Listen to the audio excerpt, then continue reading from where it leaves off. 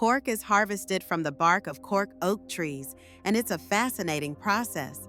These trees can live for over 200 years, and they're stripped of their bark every 9 years without harming them. This sustainable method not only provides us with cork for wine stoppers and flooring, but also helps the environment by supporting biodiversity. The cork oak forests are vital habitats for various species, including the endangered Iberian lynx. So every time you pop a cork, remember, you're not just enjoying a drink, you're also supporting a unique ecosystem.